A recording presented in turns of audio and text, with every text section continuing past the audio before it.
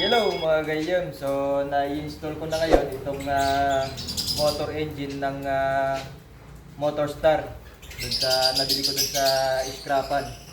At ito nga, swak naman siya dito sa frame ng XL125 na Honda. So nagkaroon lang ng konting modification at okay naman. Hindi ka naman yata nakita. Ito yung sinasabi kong modification mga gayam. So, itong makina, medyo mahirap isuot dito sa mounting na ito. So, ang ginawa ko, pinalawak ko lang ito para sumuot itong part na to. Para maisuot ko yung bolt. At saka dito, yung makina ng dati na Honda na nakakabit dito, medyo mas maliit siya.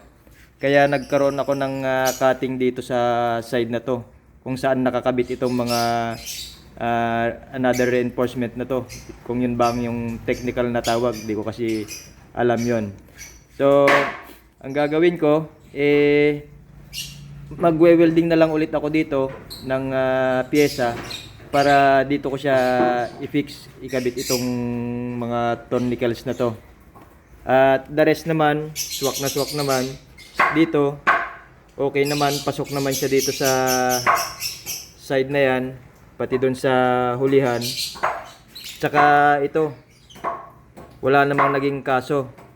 So, 2 point lang yung mayroong minor issue. Ito sa baba at saka dito sa may block. At the rest okay na, hindi na ako nahirapan na ikabit. So ang frame na ito ay frame ng XL125 na Honda. At itong kinabit ko na makina ay makina ng Motorstar 125. At dito sa portion na to, nag-extend ako dito sa kanyang swing arm ng 2.5 inches. Yan. Ito. So, titignan ko kung anong magiging resulta ng project bike na to.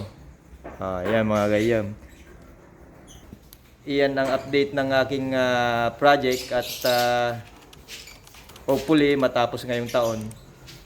Yan lang muna mga gagayam.